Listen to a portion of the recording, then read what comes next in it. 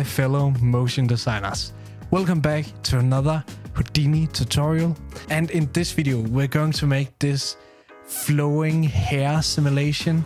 And it's fully procedural, so that means that the animation will be the same and you can just switch out your input mesh without changing any settings, which is super nice. So without further ado, let's just get into the video and I'll show you how to make this cool effect. So here in Houdini, I've already imported some stones that we can use to scatter these hairs onto. So first of all, I'll just make a geonode and we'll just dive into this. So we are first of all gonna make a object merge, and then I'm just gonna go up here and I'm gonna find my stone output null I made, and I'm just gonna import my stones. So we have it here. I'm also just gonna disable the view of the other geometry node. So let's go back in here. So as you can see, we have some UVs on them and they have a lot of triangles. So that's cool, but we need to make a remesh node.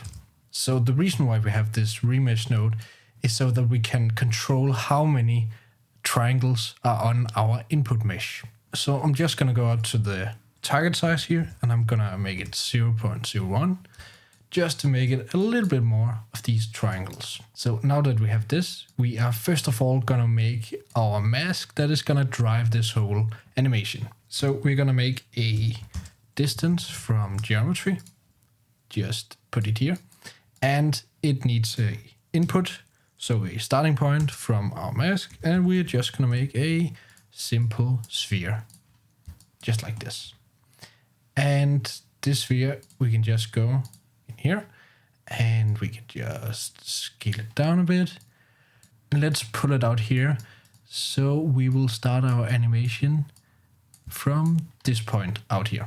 So let me go into the distance from geometry node. So we actually don't need the distance, we need the mask output. So if we go into this eye icon and we click on the mask, we can actually visualize what is going on here. Awesome. So I'm just gonna pull this up until we get a more defined line, something like this. And then I can use this radius to animate and control our mask. So let's set frame 1 to 0. Let's set a keyframe and let's go to the second frame and let's set it to, where does it stop? Something like this. 1.6. That should be good. All right, cool. So the next thing we are going to do is we're going to make a attribute blur. And this attribute blur, we can just go into it. So inside of this blur attribute, we're going to delete our position attribute. We're not going to need that. We're going to need our mask attribute in here. And let me just go back so we can see what is happening to our attribute here. So what I want to do is set the step size fully up, and then I'm going to control the blur length with the iteration slider. And I think I'm going to set it to 35 to start with. And the reason why I do it here and not in this re-ramp node is that it actually holds the same width throughout the animation. If we just say have a re-ramp here, you can see it gets bigger at the end and it starts out smaller. So we really don't want that. So let's go back here, and this is much better. We are holding the same distance here. So now we can create a point VOP. Let's put our attribute into our first input and let's view it. Let's dive into the VOP. All right, so in this point VOP, we are going to make a bind. And we're going to make a bind export. And in our bind, we're gonna select our mask. We are going to import our mask attribute we just created. And in our bind export here, we are going to make a P scale attribute running out of this node.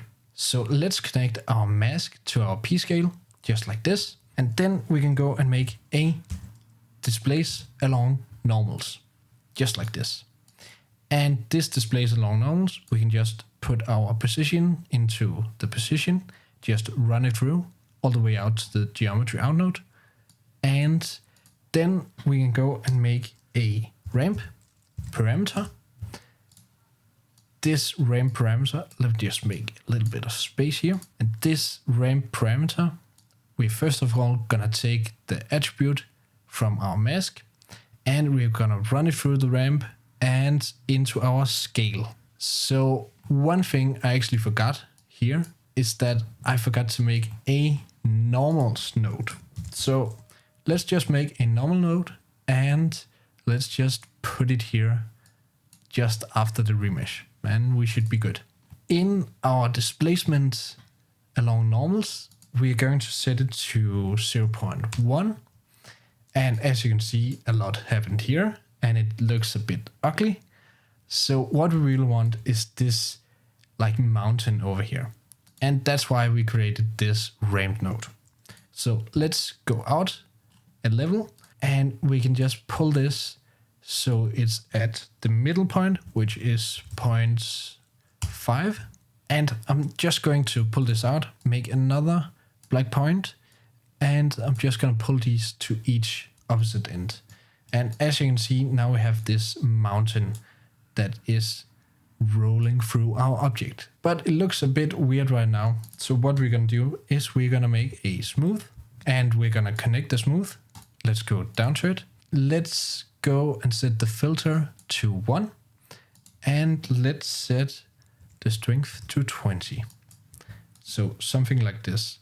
So we have this nice little wave going through our object. So now we need to make a line, and this line we are just gonna view it and we're gonna set the line to 0.2, and then we're gonna have 50 points on it. So it's really a dense line here. Then we're going to make a scatter node. And in this scatter node, we're just gonna make 25 points. Then we're gonna make a jitter, point jitter. Just gonna place it here. And it's too much right now. So I'm just gonna say 0.005 for now. So we just have a little bit of randomness here. Then I'm gonna make a merge. And I'm actually gonna merge these two together here. So we have a line with some points in it, kind of like this. Awesome. So before we go further, it's really important that we remember to make a group here. We are going to use this a little bit later in the tutorial, but for now, we're just gonna call it particles and we're gonna set it to points. We will just select all the points here. So every single one.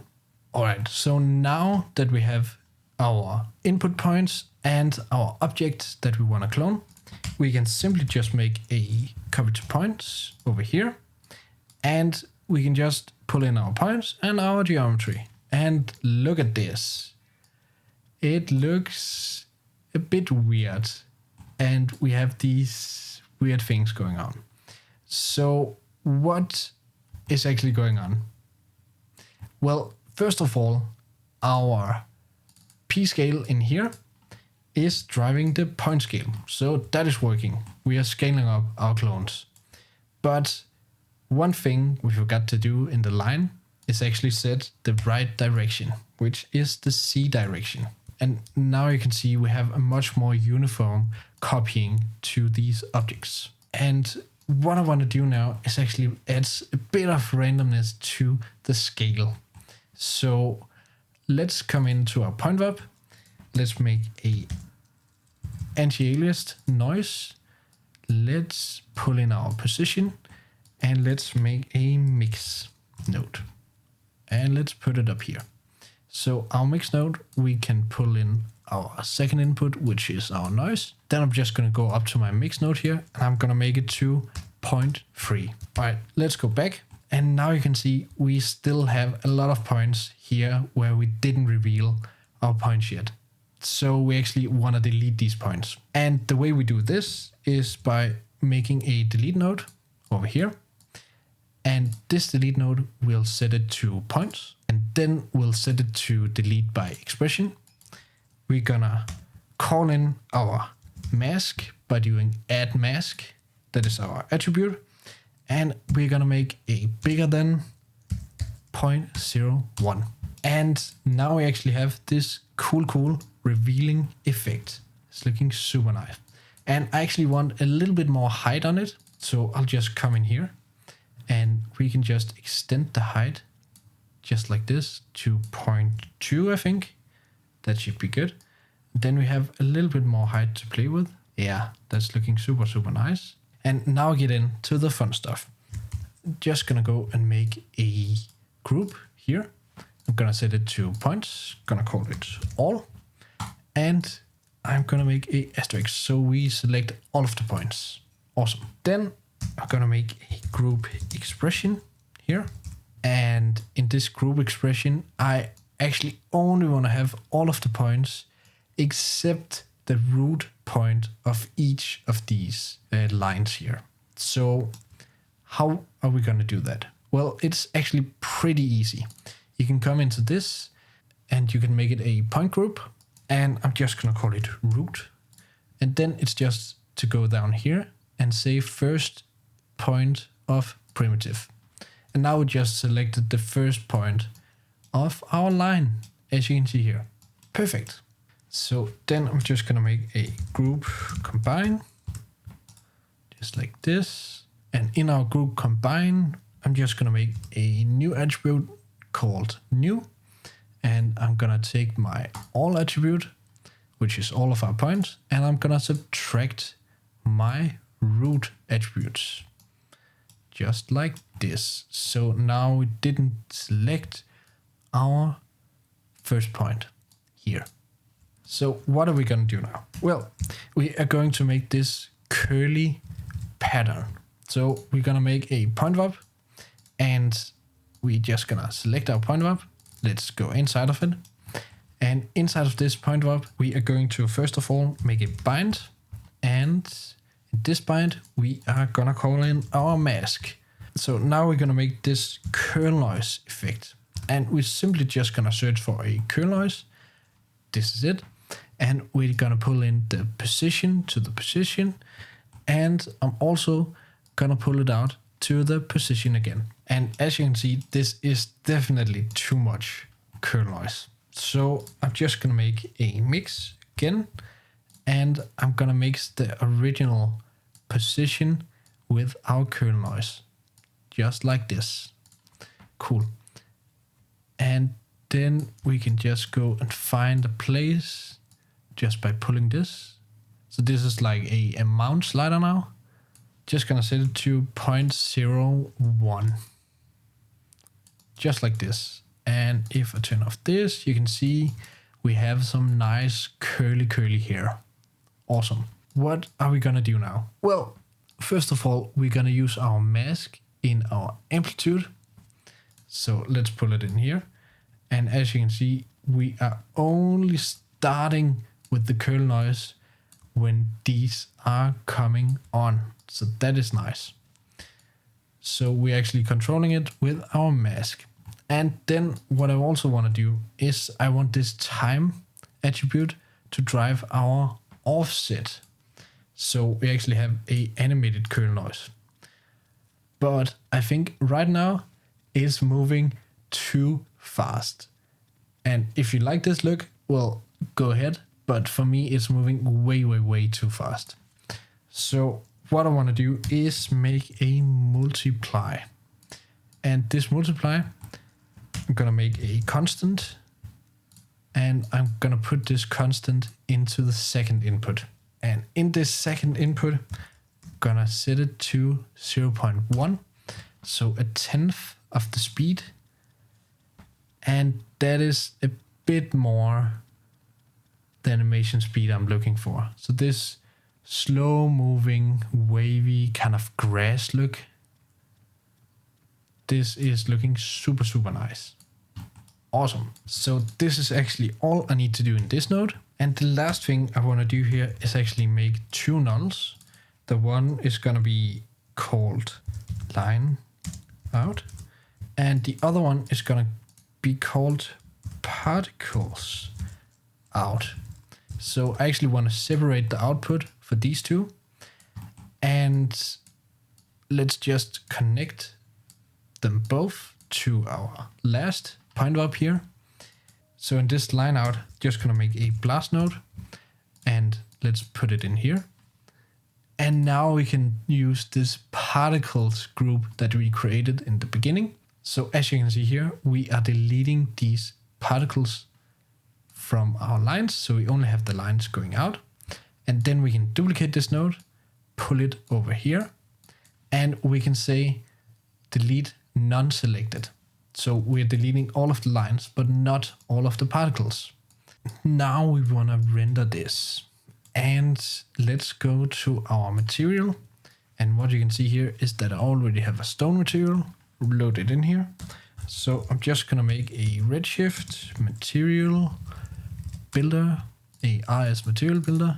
Let's call this lines. And I'm just quickly going to go in here and I'm gonna pull up the roughness, gonna pull down the reflections, and that is basically it. I'm also gonna make this white, so it's a bit nicer to look at.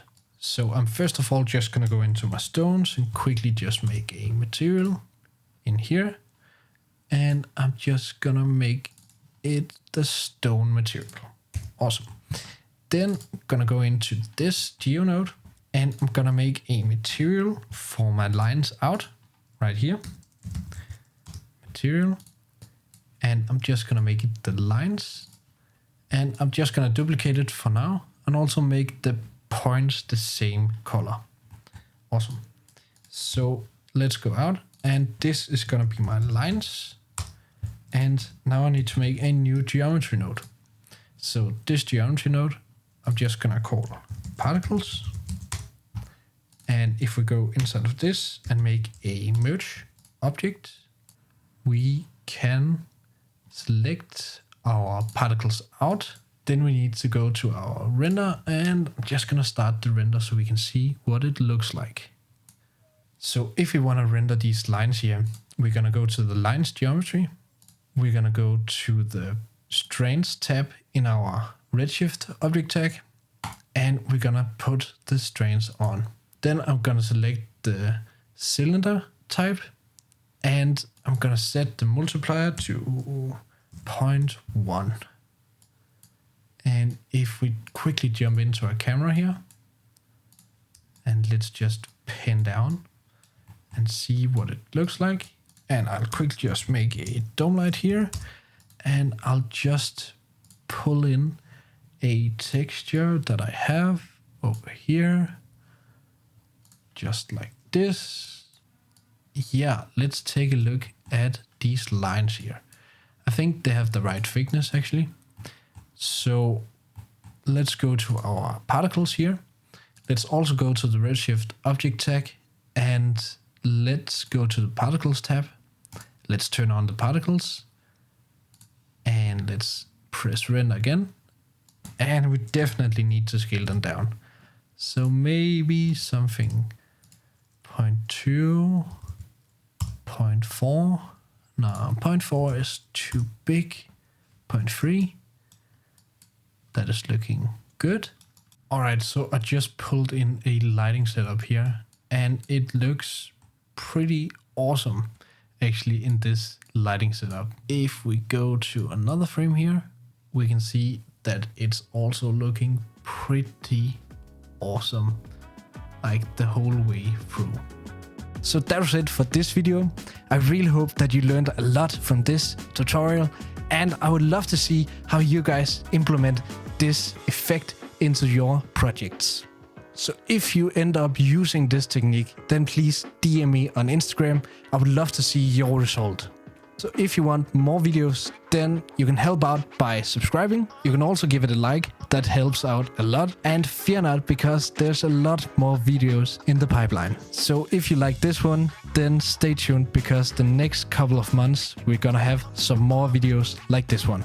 So at last, I just want to say, go out there, make some awesome renders, and I'll see you back here on the channel next time for some more Houdini magic. Goodbye.